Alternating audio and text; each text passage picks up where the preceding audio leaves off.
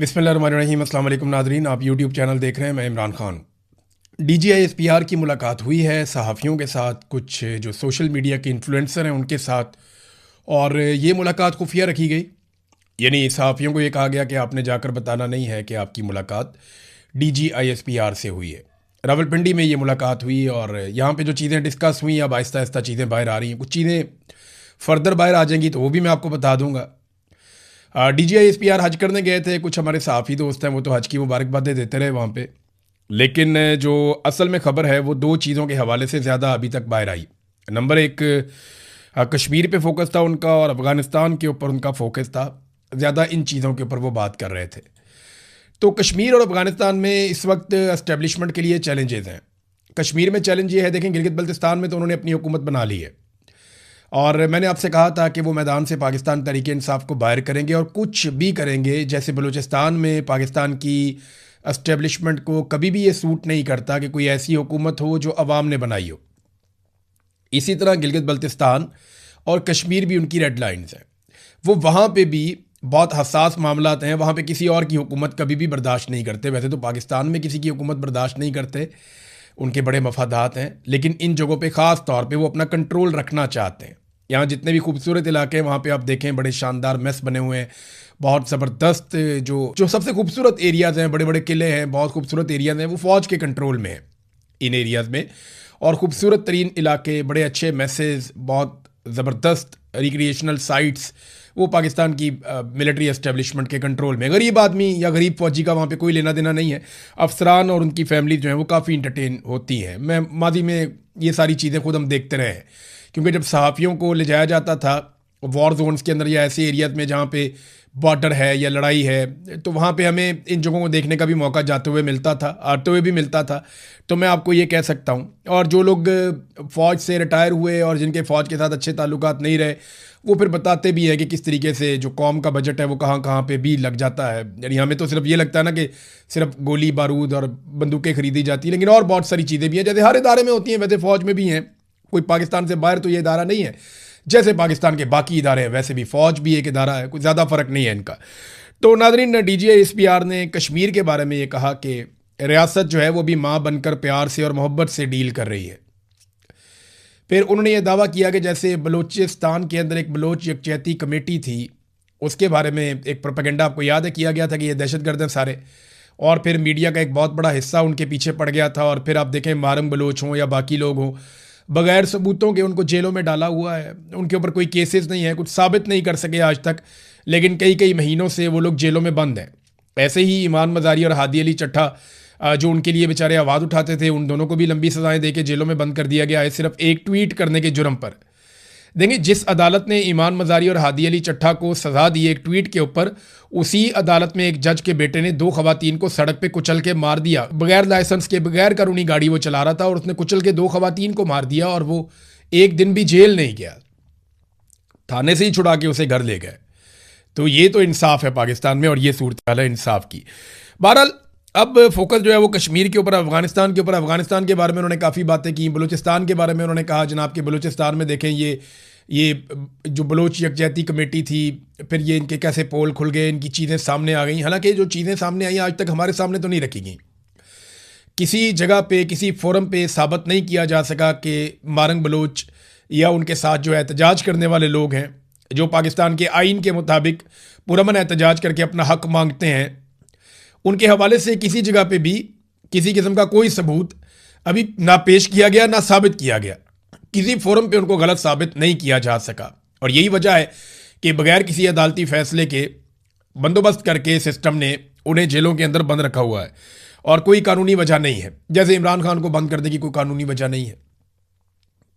कश्मीर के बारे में उन्होंने कहा जी कि रियासत अभी माँ बनकर कोशिश कर रही है पुरअमन तरीके से मामला हल करने के लिए, लेकिन फिर बाप बन जाती है रियासत बाद में, और वो हमला भी कर देती है। तो हार्ड स्टेट का एक कॉन्सेप्ट है। देखिए, अभी माँ बन के ये काम कर रहे हैं तो इतनी गोलियां रोज़ाना चल जाती हैं, दर्जनों लोग अब तक गोलियां उन्हें लग चुकी हैं, बहुत सारे लोग ज़ख्मी हुए हैं, काफ़ी लोग शहीद हो गए हैं।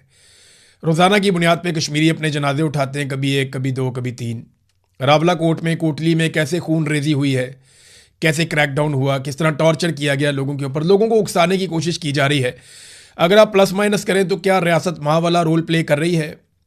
तो जवाब यह है कि वो नहीं कर रही। और दूसरा ये कि DGISPR आज़ाद कश्मीर के मामलात में ये मुदाखलत कैसे कर सकते हैं?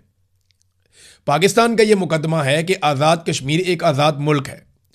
पाकिस्तान का ये मुकदमा है कि वहाँ की सुप्रीम कोर्ट, वहाँ की जो चाहे वो अदलिया है, चाहे सियासी जमातें हैं, चाहे वहाँ की पार्लिमान है, वो सारे अलग हैं और पाकिस्तान का उनके साथ कोई ताल्लुक ऐसा सच नहीं है, सवाए इसके कि पाकिस्तान उनके हक़ के खुद इरादियत को तस्लीम करता है और सपोर्ट करता है।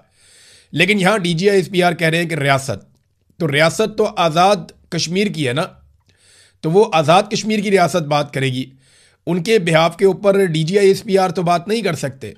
लेकिन आपको पता है पाकिस्तान में जिसकी ताकत है उसकी भैंस है, जिसकी लाठी उसकी भैंस, और ताकत के बलबूते के ऊपर फैसले होते हैं तो फिर जो मर्जी करी जाए, जो मर्जी कही जाए। बहरहाल वो ये कहते हैं जनाब उनको सबूत मिल गए हैं, लेकिन अभी तक किसी एक सोर्स ने भी मुझे ये नहीं बताया कि उन्हें कोई सबूत दिखाए हों DGISPR ने कि ये लोग गद्दार हो चुके हैं, या ये लोग भारत के साथ मिल गए हैं, या ये लोग दुश्मन के एजेंडे के ऊपर चल रहे हैं और दुश्मन से पैसा ले रहे हैं। ऐसा कुछ भी साबित नहीं किया जा सका। मेरा नहीं ख्याल कि साबित कर सकेंगे, क्योंकि कश्मीरी जो मांग रहे हैं वो उनका हक है। और मेरी इतला के मुताबिक इस वक्त बैकडोर चैनल राब्ते भी हो रहे हैं।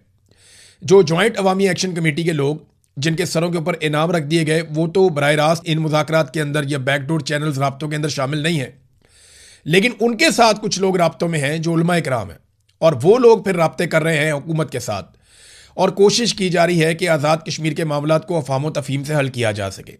बाकी मामला तो हल हो जाते हैं, लेकिन 12 मुहाजिर नशिस्तों का मामला बार बार आकर फंस जाता है। अब यहाँ पे जो एक मुतालबा किया जा रहा है वो ये कि आप 12 नशिस्तें रखना चाहते हैं आप रखें, लेकिन आप इन्हें हुकूमत बनाने और गिराने का इख्तियार ना दें। यानी जब आज़ाद कश्मीर का वज़ीर आज़म चुना जाए तो ये 12 नशिस्तों का कोई रोल नहीं होना चाहिए, और जब मखसूस नशिस्तें बांटी जाएं तो उनमें भी इन 12 नशिस्तों का कोई रोल नहीं होना चाहिए, और जब कोई हुकूमत आज़ाद कश्मीर में गिराई जाए तो उस वक्त भी इन 12 नशिस्तों का कोई रोल नहीं होना चाहिए।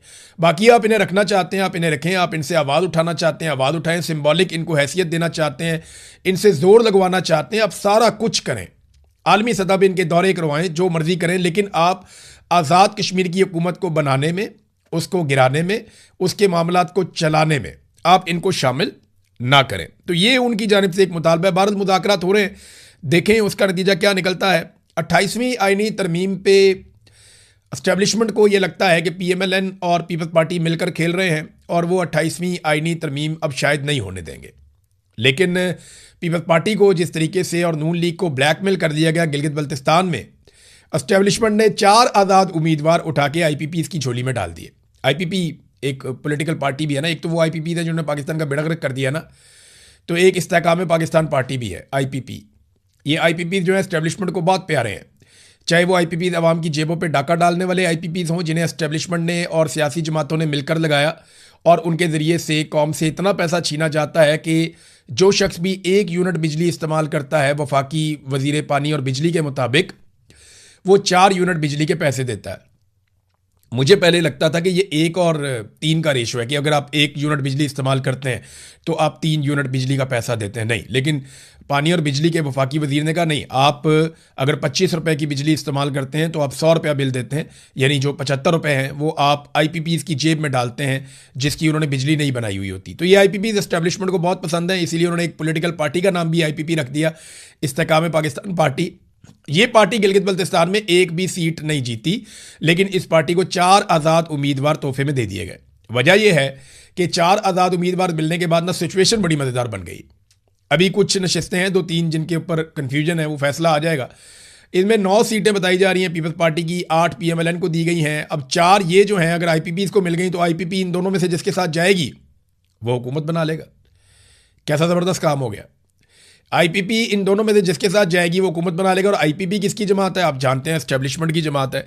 तो एस्टेब्लिशमेंट ने सारा का सारा खेल अपने हाथ में रख लिया है। अब फैसलवाडा जो है वो लॉन्च हो जाते हैं जैसे ही ये पता चलता है कि 28वीं आईनी तरमीम में कोई गेम हो रही है, और तरमीम के ऊपर काम तो तकरीबन हो चुका है, अब तो तरमीम सिर्फ पास करवानी है। तो फैसलवाडा आते हैं सियासतदानों को और सियासी जमातों को उनकी औकात याद दिलाने के लिए। वो आए, आकर उन्होंने पहले तो ये बताया कि जनाब पाकिस्तान में हुक्मरान बनने के लिए, क्योंकि मौजूदा इस्टेब्लिशमेंट के आला कार हैं फैसलवाडा, और इस वक्त वो उनका कीमती सामान उठाकर पीछे पीछे चलते हैं जर्नैलों के। तो फैसल वाडा बेहतर जानते हैं कि कौन सी ऐसी खसूसियात हैं जो किसी शख्स में हो तो वो हुक्मरान बन सकता है। फैसल वाडा ने बताया कि एस्टेब्लिशमेंट को किस तरह के लोग पसंद हैं। और उन्होंने कहा हुकूमत में आने के लिए आपको नकम्मा, इश्तेहारी, मफरूर, बीमार, कातिल और जानी होना चाहिए। ये फैसल वाडा साहब ने फरमाया कि ये वाली खसूसियात अगर आपके अंदर हैं तो आप हुकूमत में आ सकते हैं। यानी एस्टेब्लिशमेंट को इस किस्म के लोग पसंद हैं, उनको वो हुकूमत में लेकर आते हैं। ये एस्टेब्लिशमेंट का फार्मूला उन्होंने बता दिया है। देखिए, सियासतदानों को गंदा करने का सिलसिला हमेशा से जारी। ये जर्नैल ऑफ द रिकॉर्ड मुलाकातें करते हैं सहाफ़ियों के साथ, तो एक ही बात करते हैं, सियासतदान बहुत गंदे हैं, सियासतदानों ने करप्शन की है, सियासतदान दो नंबरी करते हैं, सियासतदान मुल्क को खा रहे हैं, सियासतदान मुल्क को तबाह कर रहे हैं। फ़ौजी बहुत अच्छे हैं, फ़ौज ने बड़ा कमाल काम किया है, फ़ौज मुल्क को नहीं खा रही है, फ़ौज मुल्क के लिए दिन रात सोचती है, दिन रात कोशिश करती है, हम तो कुर्बानियाँ देते हैं। तो हमेशा जो पाकिस्तान की मिलिट्री एस्टेब्लिशमेंट है वो ये माइंड सेट बनाती है पाकिस्तान में कि सियासतदान बहुत गंदे हैं। लेकिन याद रखिएगा, पाकिस्तान एक सियासतदान ने बनाया था, पाकिस्तान को आईन एक सियासतदान ने दिया था। पाकिस्तान ने आज तक जितनी तरक्की की उसमें ज़्यादा हिस्सा सियासतदानों का है। पाकिस्तान का दिमाग सियासतदान है, मिलिट्री एस्टेब्लिशमेंट नहीं है। मिलिट्री एस्टेब्लिशमेंट जब जब आती है, वक्ती तौर पे पाकिस्तान को छोटा मोटा कोई फ़ायदा हो भी जाए तो लॉन्ग रन में पाकिस्तान को नुकसान होता है। अयूब खान ने जिस तरह की सियासत की तरह डाली, उसने पाकिस्तान की सियासत को तबाह कर दिया। बाद में पाकिस्तान दो टुकड़े हो गया। याया खान ने पाकिस्तान को दो टुकड़े करने में आखिरी हथौड़ा चलाया। ज़ियाउल हक आया और उसने वक्ती तौर पे फ़ायदा उठाया। अमेरिका से ताल्लुकात, दुनिया भर उसको आंखों का तारा बनाकर फिरती थी। ज़ियाउल हक यहाँ पे डिक्टेटर था, उसने अफ़गानिस्तान के अंदर एक जहाद करवाया और ज़ियाउल हक तो चला गया, लेकिन पीछे क्या छोड़ गया? मनशियात और क्लाशनकोफ, और पाकिस्तान में कितना खून बह गया। दहशतगर्दी ज़ियाउल हक ने इंट्रोड्यूस करवाई थी पाकिस्तान के अंदर। फिर परवेज़ मुशर्रफ आता है, वो अमेरिका के आगे लेट जाता है, अमेरिका की आंखों का तारा बन जाता है। आज आसिम मुनीर अमेरिका की आंखों का तारा बने हुए हैं। ये सिलसिला चलता रहता है। जो डिक्टेटर्स होते हैं या मिलिट्री जर्नल्स होते हैं, ये अमेरिका की आंखों के तारे बनते हैं।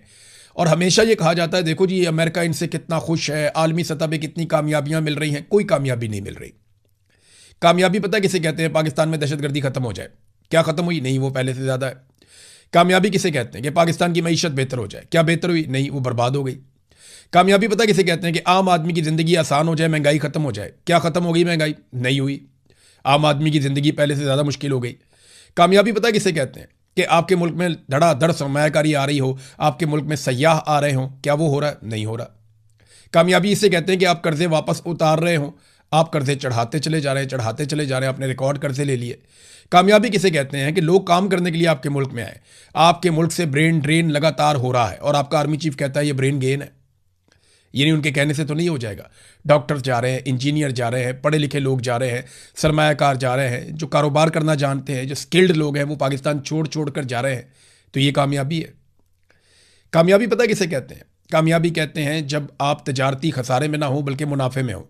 आप लगातार तजारती खसारे में होते चले जा रहे हैं। तरक्याती बजट आपने इंतहाई कम कर दिया है।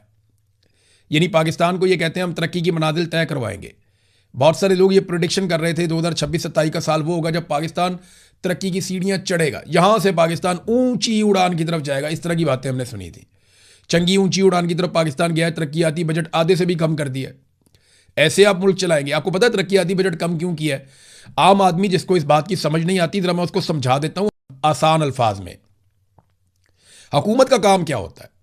हुकूमत का काम होता है कि वो अवाम से टैक्स इकट्ठा करती है और उस टैक्स के जरिए से अवाम के तरक्याती मंसूबों पे काम करती है। और टैक्स का बड़ा हिस्सा तरक्याती मंसूबों पे लगाया जाता है कि कहीं पे बड़े बड़े तालीमी प्रोजेक्ट चल रहे हैं, कहीं पे सेहत के प्रोजेक्ट चल रहे हैं, कहीं पे खेलों के प्रोजेक्ट चल रहे हैं, कहीं पे एनर्जी के प्रोजेक्ट चल रहे हैं, कहीं पे डैम्स बन रहे हैं, कहीं आबपाशी के प्रोजेक्ट चल रहे हैं, कहीं आवाम के लिए बड़ी बड़ी स्कीमें लाई जा रही हैं, रेजिडेंशियल प्रोजेक्ट चल रहे हैं, सड़कें निकल रही हैं, बहुत सारी चीज़ें ना। साइंस में तरक्की हो रही होती है, टेक्नोलॉजी में तरक्की हो रही होती है। तो ये तरक्याती बजट होता है कि जब आवाम से पैसा इकट्ठा करती है हुकूमत, तो फिर वो तरक्याती कामों पर लगाती है। अब इस हुकूमत ने अपने अल्ले तलल्ले तो कम करने नहीं है। इन्होंने तो अयाशी वाले तैयारे भी खरीदने हैं, बैरून मुल्क दौरों पर भी जाना है, फैमिली भी लेकर जानी है, मेकअप आर्टिस्ट भी लेकर जाने हैं, बच्चों को लेकर जाना है, बच्चों के दोस्तों को लेकर जाना है। तो इन्होंने तो अपना इंजॉय करना है, वो तो इन्होंने बंद करना नहीं है। प्रोटोकॉल तो इन्होंने इंजॉय करना है। इनके अपने दफातर के जो बजट हैं वो बढ़ते चले जाएंगे। अपने एमएनएस के फंड ये उनको देंगे। तो ये कहाँ से जाकर कट लगाते हैं? जो इनके लिए आसान तरीका है वो क्या है? तरक्याती बजट कम कर दो, यानी अवाम के तरक्याती मंसूबे कम कर दें। कौम को कहानी सुनाई कि हम तरक्याती मनाजिल तय करेंगे, यहां से पाकिस्तान ऊंची उड़ान की तरफ जाएगा, और जिस चीज़ को उड़ान कहते हैं कि तरक्याती बजट, वो आधे से भी कम कर दिया। तो पाकिस्तान का तरक्याती बजट जो कम होगा ना, याद रखिएगा, जब सरकारी मंसूबे बंद हो जाएंगे तो बेशुमार लोग बेरोजगार हो जाएंगे। बहुत सारी इंडस्ट्रीज जो है उनका पूरा का पूरा इन्हिसार सरकारी मंसूबों के ऊपर होता है। तो जब आपने वो सारा साइज ही छोटा कर दिया, तो अभी आप देखेंगे इस साल और कितनी बेरोजगारी होती है, और कितनी गुर्बत होती है, और कितने लोग अपना पैसा लेकर पाकिस्तान से भागते हैं। ये आपको दिखाई देगा जिस तरीके से इन्होंने तरक्याती बजट कम कर दिया है। तो मैं आपको कह रहा था कि सियासतदानों को बदनाम करने का सिलसिला जारी है। हमेशा जर्नैल खुद को अच्छा दिखाते हैं और सियासतदानों को बुरा दिखाते हैं, और इसी वजह से पाकिस्तान आज तक स्टेबल नहीं हो सका। पहले लोगों में नफरत फैलाई गई, सारे सियासतदान बुरे हैं।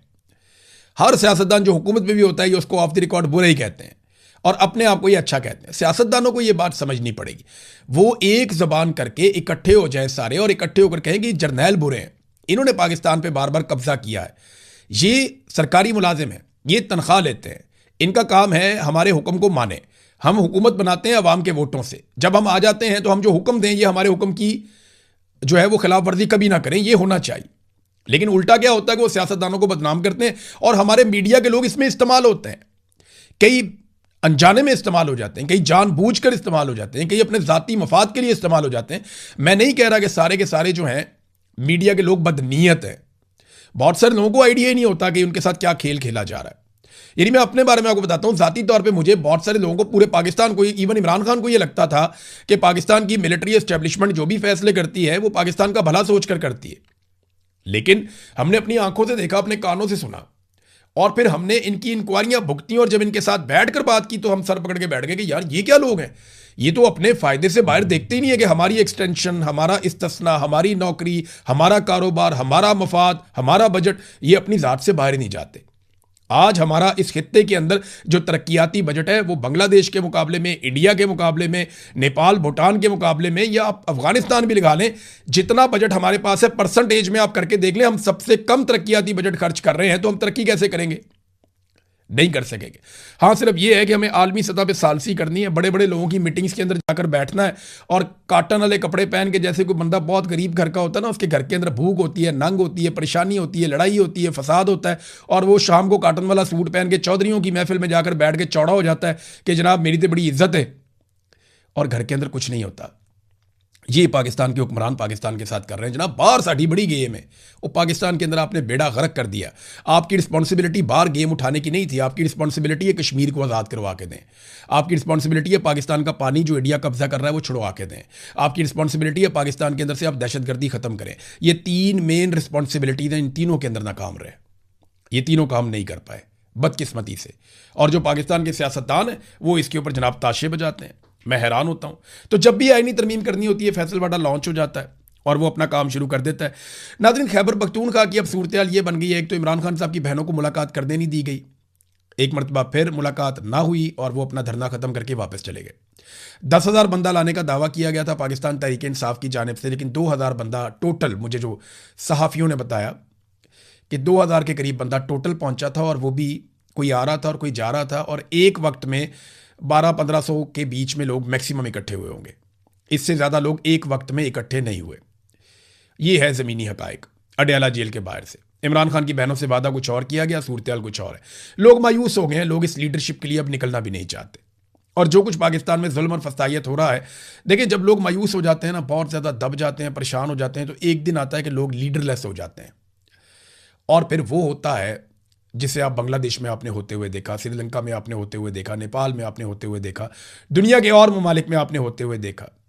तो ये पाकिस्तान में भी खुदा न खास्ता ये मामला उस तरफ ले जाएंगे और एक दिन पाकिस्तानी अपना हक छीनने पर मजबूर हो जाएंगे। कश्मीर में आप उसका एक झलक देख रहे हैं। अब अगर समझदार होंगे और अक्लमंद होंगे तो कश्मीरियों के साथ मुज़ाकरात करके मामला हल कर लें, क्योंकि कश्मीरी पीछे हटने के लिए फ़िलहाल तो तैयार नज़र नहीं आ रहे। अब फेस सेविंग चाहिए, हुकूमत कोई ना कोई फेस सेविंग ले, कोई रास्ता निकाले और कश्मीरियों को वापस उनके घरों में भेजे और रूटीन के मुताबिक वहाँ इलेक्शन करवाए। और इलेक्शन में अगर मिलिट्री एस्टेब्लिशमेंट रोल प्ले ना करे तो क्या हो जाएगा? हुकूमत एस्टेब्लिशमेंट के असर के बाहर एक बन जाएगी, तो चलो कश्मीरी खुश हो जाएंगे। वो राज़ी हो जाएंगे। लेकिन इस्टेब्लिशमेंट को हर जगह पे अपना कंट्रोल चाहिए। मुझे नहीं लगता कि वो इस बात पे मानेंगे। आलमी मंडी में तेल की कीमतें इंतहाई कम होती चली जा रही हैं, लगातार कम हो रही हैं। अभी मैं आपसे बात कर रहा हूँ तो $5 मज़ीद तेल की कीमतें गिर गई हैं। तो इतनी जो तेल की कीमतें लगातार कम हुई हैं, लगभग $75 से $78 के बीच में इस वक्त वेरी कर रही हैं आलमी मंडी में तेल की कीमतें। तो जब इतनी कम हो गई हैं तो आप भी कम कर दें। जब कीमतें बढ़ानी होती थी तो जैसे ही आलमी मंडी में ऊपर जाती थी, साथ ही ये लेवी लगा देते थे, कीमतें बढ़ा देते थे, बढ़ाते थे 150-150 करके। इकट्ठी कीमत इन्होंने पाकिस्तान में ₹200 तक 2-4-5 दिनों के अंदर हम देखते रहे, पता नहीं ₹200 तक इन्होंने तेल की कीमतें बढ़ा दी थी। कहाँ से कहाँ पेट्रोल की कीमतें ले गए। पूरी दुनिया में किसी ने ऐसा नहीं किया जो इन्होंने पाकिस्तानियों के साथ कर दिया। जुल्म और जबर की इन्होंने पाकिस्तानियों के साथ इंतहा कर दी थी। लेवी इन्होंने 160 तक पहुंचा दी थी बेवकूफ़ों ने। तो अब आलमी मंडी में तेल की कीमतें नहायत कम हो गई हैं, तो फौरी तौर पे अवाम को रिलीफ दें। जैसे फौरी तौर पे आपने अवाम के सर पे डंडा मारा था, रिलीफ दें। पेट्रोल की कीमतें कम करें, बिजली की कीमतें कम करें, गैस की कीमतें कम करें। अब आप ईरान से गैस खरीद सकते हैं। ईरान को इजाज़त मिल गई है कि वो तेल और गैस की सप्लाई कर सकता है दुनिया को। तो आप गैस पाइपलाइन मुकम्मल करें। ईरान ने तो अपनी मुकम्मल कर ली है, आप भी अपने हिस्से की पाइपलाइन डालें और ईरान से गैस खरीदें। देखिए पूरे पाकिस्तान के अंदर तो पाइपलाइन पाकिस्तान की बिछी हुई है, आपने सिर्फ मेन लाइन तक लेकर जाना है ना। तो आप ईरान से गैस लें और आप पाकिस्तानियों को सहूलत दें। पाकिस्तान की इंडस्ट्री को भी इसका फ़ायदा होगा, पाकिस्तान के शहरियों को भी इसका फ़ायदा होगा, पाकिस्तान इससे तरक्की करेगा। तो आपको लेनी चाहिए गैस, आपका हमसाया मुल्क है, आपके पास एक मौका है, इस मौके से आपको फ़ायदा उठाना चाहिए। तो नाज़रीन, जो बजट की सूरत हाल है, खैबर पख्तूनख्वा बेचारे वो यहाँ तक पहुँच गए कि जी हम 3 माह का बजट पास करेंगे। इमरान खान साहब से जब तक मुलाकात नहीं होती तब तक हम मुकम्मल बजट पास नहीं करेंगे। सलमान अकरम राजा साहब का एक स्टेटमेंट मैं देख रहा था। देखिए जहाँ तक हालात पहुँच गए हैं कि बजट को अब एक टूल के तौर पे इस्तेमाल किया जा रहा है। ये नहायत कमज़ोर कार्रवाई है। देखें ये इनकी मर्ज़ी है, ये जो मर्ज़ी करें, उनकी हुकूमत है। वो बजट आज पूरा पेश कर दे, 1 महीने का करें या 1 दिन का करें, फ़र्क नहीं पड़ता। फ़र्क इस बात से पड़ता है कि इतनी बड़ी पॉलिटिकल पार्टी इतनी बेबस और मजबूर हो गई है कि वो बजट को एक बतौर हथियार इस्तेमाल कर रही है। यानी इतनी बड़ी पार्टी जिसने करोड़ों वोट लिए हैं, इतना बड़ा लीडर जो पाकिस्तान में सबसे ज़्यादा मकबूल है, ये बाहर बैठे हुए पॉलिटिकल लोग उसके नाम के ऊपर कोई तंजीम साजी नहीं कर सके, कोई माहौल नहीं बना सके। इमरान खान ने स्ट्रीट मूवमेंट का कहा था, हमने तो देखी नहीं। सुहेल अफरीदी ने ऐलान किया था, कोई हलफ वलफ भी लिया था, उसके बाद नज़र ही नहीं आए बंदे किधर गए। नादरीन एक चीज़ जाते जाते मैं आपको बड़ी मज़े की बताता हूँ। ये ज़रा आप शरीफों का बजट चेक करें। ये जो पंजाब में आया, ये शरीफ ख़ानदान का बजट, मैं इसको इसलिए कह रहा हूँ कि ये बजट के अंदर जितने भी नए मनसूबे लगाते हैं या जितने भी मनसूबे रखते हैं, वो ज़्यादातर अपने ज़ाती नाम के ऊपर रखते हैं, जैसे इनके अब्बा जी का पैसा है। ये सिर्फ चंद मनसूबे मैं आपको पढ़ के सुना रहा हूँ, ज़रा देखें, आप इंजॉय करेंगे। Maryam Nawaz center of academic leadership, Nawaz Sharif center of excellency, Nawaz Sharif institute of cancer treatment and research, Nawaz Sharif institute of cardiology Sargodha, Maryam Nawaz health clinic, Nawaz Sharif medical district, Kulsoom Nawaz cancer hospital DG Khan, Maryam Nawaz social security ration card, Maryam को बताएं, Maryam Nawaz sports city Lahore, Maryam Nawaz Sharif free wifi initiative, Mian Nawaz Sharif engineering and technology university कसूर और शहबाज शरीफ sports और पता नहीं कौन कौन से। मैं तो हैरान हो जाता हूँ कि ये कितने नरगसियत का शिकार लोग हैं। ज़हनी मरीज मुसल्लत कर दिया लाके। कौम का पैसा है, कौम का बजट है, कौम ने टैक्स दिया अपने खून पसीने की कमाई से, और ये शरीफ खानदान बाप का पैसा समझ के अपने नामों के ऊपर प्रोजेक्ट शुरू करते चले जा रहे हैं। ये नरगसियत है, ये ज़हनी मरीज़ हैं जिनको हमारे ऊपर मुसल्लत कर दिया गया है, और हम इन्हीं के साथ गुजारा करना पड़ेगा क्योंकि